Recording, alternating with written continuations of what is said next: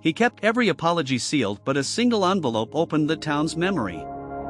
On a damp October morning in Duluth, Minnesota, a letter arrived without a return stamp. Neighbors swore he'd moved on, the hospital logs would say otherwise by nightfall. What he confessed did not end him, it started what the policy avoided for years. Stay with me till the very end, because the letter that surfaced broke a silent policy, the timestamp that contradicted an incident report changed a hearing, and one official had to answer in public for what a form tried to bury. The envelope arrived at 7:42 a.m., slid under the office door of the community newsroom like a tired bird. On the front, "To the people I hurt, from a man who finally slept." Inside, a typed letter with a hand-scrawled signature, Jordan Hale, Staff Sergeant, Ret. It smelled faintly of damp paper and coffee. The editor, Mia, read the first line aloud, "I took something that wasn't mine, your piece." Mia had covered veterans' court hearings for years, writing gentle pieces about resource referrals and diversion programs. Jordan's name tickled the edges of memory, a winter incident outside St. Luke's ER 2 years prior, a scuffle, a stretcher clattering. The letter named no one, but described a woman with a red scarf and a security badge that said temporary. Someone in that office would later wish they'd saved the first version. Across town, Jordan folded laundry in a small one-bedroom off 4th Street. The apartment was neat the way barracks get neat in late inspection season, corners tucked, labels aligned. He had mailed 6 letters, one to the newsroom, one to the hospital, one to the city ombuds. He addressed none to himself. "If I write it down," he told his coffee mug, "I can't unknow it anymore." In his letter, he described Afghanistan like a room with too many doors, each promising a way out that led back inside. Back home, he carried the habit of checking exits, sitting with his back to the wall, scanning for danger that wasn't there until it was. "I shouted," the letter admitted, and the hallway echoed me louder. He wrote, "The badge reads temporary, my apology can't be." The hospital's patient relations office logged the newsroom's inquiry at 10:03 a.m. An auto-reply promised review within 5 business days.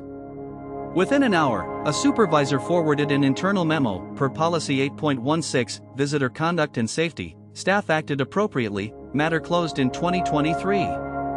It read like a blanket on a fire alarm. False comfort, Mia thought, and highlighted the phrase matter closed. At the time, no one noticed the blank space in the log. Mia visited Jordan's building that afternoon. He answered on the second knock, eyes cautious but open. He offered water and a kitchen chair. "I'm not looking for pity," he said, tapping the letter copy. "I need to put this back where I found it, in me." He described the hallway, the red scarf, the trembling hand that met him. "I thought I was protecting myself." At first glance, policy 8.16 sounded conclusive. It wasn't. Back at the hospital, a staffer named Lila scrolled through old incident reports, chasing a hunch. The winter hallway. A code gray called at 1:12 a.m. She remembered the red scarf, not a patient, not a nurse, a community volunteer who guided families to vending machines and tissue boxes. Lila whispered to herself, she cried in the stairwell. Over the years, people forget who cried where, systems forget even faster. Jordan drove to a lake where the ice had barely formed. He read his letter to the water as if baptizing the pages. "To the woman in the red scarf," he said, "I tried to seize control of a moment by seizing your arm." He remembered the security guard's face, professional, non-judgmental. He remembered the tremor in his own fingers after. He looked at his reflection, which did not look back. Mia interviewed the ombuds officer, who measured words like grains of rice, careful, identical. "We receive many letters," the officer said. "We aim to route concerns appropriately." Mia asked whether policy 8.16 ever aired. The officer smiled professionally, "Policies are living documents." She noted the official's pause at living, a word that begs for oxygen. Someone in that office would later wish they'd saved the first version. In his second paragraph, Jordan wrote the first clue that broke the spell. "I signed a diversion agreement in exchange for treatment, but I learned to hide inside paperwork." He attached a copy, a one-page contract with a checked box labeled Acknowledgement of Impact. His signature shook slightly. The agreement was supposed to close the loop. It didn't. The line for volunteer impact acknowledgement was blank. Mia filed a public records request to the city attorney's office, seeking the incident's administrative file. A day later, she received a polite denial citing privacy exemptions. She felt the predictable wall rise and do what walls do: defer, deflect, and domesticate inquiry. We can release redacted logs, the email added. Redactions often cut truth into abstract art. She asked for time instead. Times don't lie, they just appear in different outfits. Jordan joined a peer support group at the VA in Superior, Wisconsin, Thursdays at 6. He arrived early, sat closest to the door, fingers drumming against the coffee cup stamped with a faded eagle. Stories went around in circles like drones tracing perimeters. When it was his turn, he read one paragraph aloud. A man named Cole nodded and said, "Make amends with your feet, not just your pen." Jordan wrote that down twice. The blank line on the form looked like nothing. It was everything. Lila, the hospital staffer, found a mismatch. The code gray log at 1:12 a.m. listed volunteer assistance refused, yet an email from the same night thanked Ruth, volunteer, for de-escalation. The timestamp on the email, 1:19 a.m. 7 minutes apart, two realities. She printed both, circled the times, and slid them into a folder. Her pen hovered over the word refused. Policy prefers tidy verbs. Nights almost never are. And then a new form appeared. Mia met a retired security guard named Tony at a diner where the pancakes came with butter, disbelieving its luck. Tony was off duty that winter but had trained the relief guard. "We were told to keep volunteer names out of incident narratives," he said. "Less to redact later."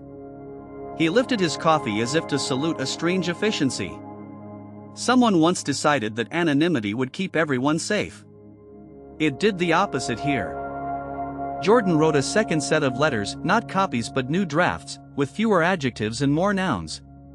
"I grabbed your wrist," he wrote, refusing euphemisms. "I heard my voice louder than your calm." He asked for a meeting if she wished, promising to accept no the first time. He gave Mia permission to reference the letters in print, "as long as you tell them my last name and what I did." He thought it ended there, it hadn't. The Ombuds office sent an update, a brief note stating that all procedures were followed per policy 8.16 and 9.04. Attached was a PDF with a highlighted line: "Volunteers may not engage in crisis de-escalation without direct staff oversight." The sentence hung over everything like a low ceiling. Mia wondered, if volunteers cannot de-escalate, what was Ruth thanked for? Someone in that office would later wish they'd saved the first version. Hours later, a new file surfaced. At the group, Cole told Jordan, "The act of apology is a door.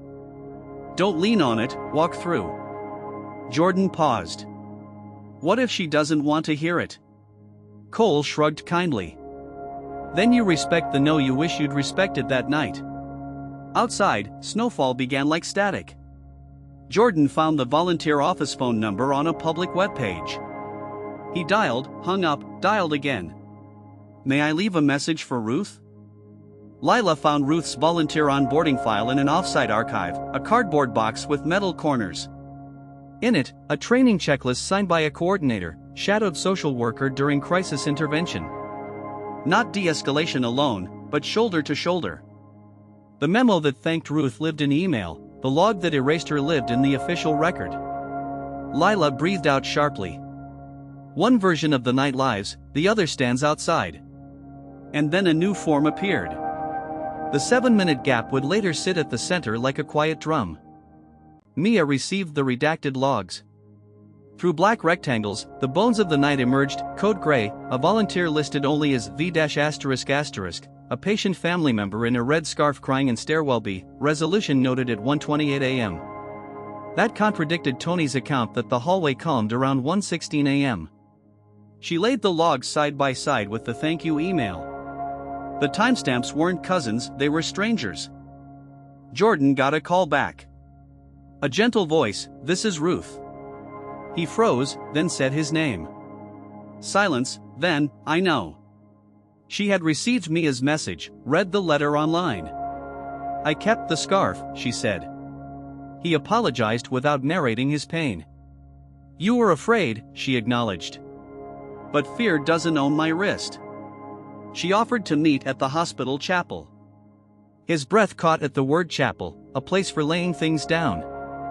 At the chapel, sunlight made a mosaic of the cheap glass window. Jordan stood awkwardly near the back, cap in hands. Ruth arrived in a navy coat, the red scarf folded over her arm. I brought it, not for drama, she said, but because objects tell the truth. He nodded. I'm sorry, he began, and stopped, as if the apology weighed more than his throat could lift. She waited without filling the silence. And then a new form appeared. Ruth's account was precise. Your fingers circled my wrist, firm enough to announce themselves, not enough to bruise. I said, you're safe, and you said, no, you are. A security guard appeared, hands open, voice calm.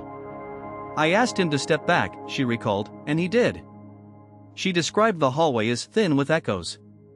Jordan listened like a student. I don't excuse myself, he said. I want to bring it to the light it deserves. Mia requested the hospital's volunteer program manual. The PDF arrived within hours, showing a revision history. An older version, 2 years before the incident, allowed volunteers to assist in supportive communication with distressed persons under informal staff guidance. The newest version required direct oversight. Revision date, 3 weeks after the winter night. Shifting truth, right there in Arial 11. The policy changed to match the story the log preferred. Lila compiled a small dossier, the email, the log, the revision page, Ruth's training checklist. She hesitated, then emailed Mia from her personal account, I can't leak patient info. But these show a policy story that isn't the whole story. Mia read the line twice. She thought of how institutions mend reputations by sanding down edges.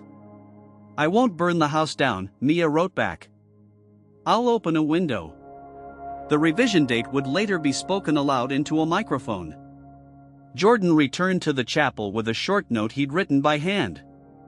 I will fund the volunteer program for a year, it read, anonymous if allowed, in your honor if you say yes. Ruth frowned kindly. Money is not an apology and apology is not money, she said. But if you're asking to be useful, that has a different sound. He nodded. She added, an apology includes telling the truth where it's hardest to hear. Mia drafted a story that braided artifacts like careful strands, the thank you email, the log's erasure, the manual's revision, the 7-minute gap. She called the hospital for a comment. They sent a statement, our policies prioritize safety. We cannot discuss specific incidents. She included the line, then added what the records showed. The piece went live at 9:13 p.m. By morning, the paper's voicemail was full. Someone in that office would later wish they'd saved the first version. The city council scheduled a public health and safety committee hearing. Mia prepared questions, Ruth debated whether to speak. Jordan debated whether he had the right. Cole told him, tell the truth in public, heal in private. But do both. Lila took a personal day. Tony ironed a shirt that still smelled faintly of starch and long nights. The room where policy was written would now have to house its echo. At the hearing, the chair banged the gavel at 6:01 p.m., Tuesday, March 11th. The hospital administrator read from a prepared statement, voice smooth as a lake in postcards. Mia presented the revision dates and the thank you email. She asked, why does the log say assistance refused? The administrator replied, that language reflects a field chosen in error. A field. A single drop-down box that wrote reality. Ruth spoke next, scarf in hand. She did not theatrically drape it, she folded it like a flag. I assisted, she said. I was thanked. The committee member asked, under whose oversight? Ruth said, a social worker at the end of the hall who I called by name. She named the person. That person stood and confirmed, quietly, firmly. The room recalibrated. A volunteer had been erased by a drop-down menu. Jordan rose last among the public comments. I was the man in the hallway, he said. He did not describe combat, trauma, or sleepless nights. I believed my fear gave me rights it didn't, he continued. I grabbed her wrist. He explained his diversion, the blank line, and his letters. Silence held the room in a loose embrace. He ended with 7 words, "Please record what happened as it happened." The word dropdown would learn to blush that night. The committee requested an independent audit of incident reporting practices, focusing on volunteer engagement, drop-down field choices, and post-incident acknowledgement. They set a 30-day timeline and appointed a former hospital ombuds from Winnipeg as lead. As cameras packed cables, the administrator approached Ruth to say, "We appreciate your service." The line landed like a clumsy apology. She received it with a nod and went home to put the scarf in a drawer. Mia filed a second story. She used the phrase "according to documents" 6 times, each pinned to an artifact. She avoided triumphal tones. Her editor cut 3 adjectives and moved a witness line higher. At the time, no one noticed the blank space in the log. The comments section was, for once, mostly kind. A veteran wrote, "Jordan, from one of us, walking in was harder than any patrol." The newsroom lights buzzed like old neon. The auditor's preliminary findings landed in an email. Multiple incidents show inconsistent categorization related to volunteer involvement. Policy revisions appear reactive to events rather than reflective of practice. She recommended 1. Acknowledgement fields for volunteers directly impacted, 2. Mandatory narrative sections to reduce drop-down dependence, 3. Formal apology letters when errors turn people into data omissions. The administrator agreed to implement all 3. Irrefutable proof and clear next steps. Hours later, a new file surfaced. The hospital's board chair issued a public apology at a press conference in the lobby. "We regret that our records did not honor the full truth of that night," she said, careful with each word. She turned to Ruth and asked, "May we say your name in our training?" Ruth nodded once. Jordan watched from the back, cap in hands. He felt the floor tilt, then steady. "You're not the headline," Cole had said. "You're the footnote that matters." Jordan met privately with the administrator and the volunteer coordinator. He spoke without dramatizing. "I owe a debt," he said. "Not of money but of record." He proposed recording a short video for internal use, a veteran speaking about fear, power, and the value of a gentle voice. They agreed, on the condition he could review it before use. "I'm not a symbol," he said. "I'm a person trying not to have the worst moment of my life." Mia published a follow-up titled simply "What Changed?" She listed the new fields, the apology templates, and the training module. She avoided confetti. "We don't celebrate a fire code after smoke," she wrote. "We note the exits and hope they hold." She ended with a note about the 7-minute gap and how time can be a witness too. Her inbox held a message from a nurse in Ontario: "We have the same drop-down." The apology template would become the most read document on a Friday. Jordan recorded the internal video in a windowed conference room. He spoke slowly. "Some nights the hallway is inside you," he said into the lens. "But that doesn't make the hallway yours." He described the instant where habit tried to substitute for judgment, and how Ruth's calm interrupted that substitution. He ended, "I release you from my apology, it belongs to me to carry forward." The videographer lowered the camera gently. Ruth returned to the volunteer desk, scarf not worn but folded in her bag. She found a new form waiting in her inbox: Volunteer Incident Acknowledgement, Witness/Participant. The field volunteer assisted had 2 options, yes or no, but beneath it a mandatory narrative box asked, "Describe the assistance given." She typed, spoke softly. "Hold space. Remind him the floor was not moving." She hit submit and felt the subtle relief of being recorded correctly. And then a new form appeared. Lila applied for an internal transfer to quality and safety. In her interview, she brought a folder without labels. "I've learned that logs are living stories," she told the panel. "If we write them like endings, we harm the next beginning." She did not mention her late-night email to Mia. She did not need to. One panelist said, "We need eyes that see what time says." She nodded, wanting to be that person. The committee released the final report. It included a paragraph titled Restorative Steps, recommending restorative circles after incidents involving community members. Jordan read the PDF aloud in his apartment and then sat down to write one more letter, this time to himself. "I forgive the boy who came home scared," he wrote. "I do not excuse the man who grabbed me." He folded the page, put it in an envelope with no address, and placed it in his drawer. Mia visited Jordan with coffee and a newsprint. They sat at the window, watching the lake change moods. "I thought you wanted to disappear," she said. He shrugged. "Turns out hiding feels like never finishing a breath."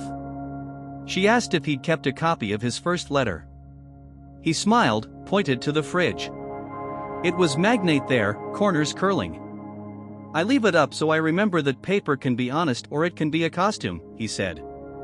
A training session played a clip of Jordan's video to new volunteers and security staff.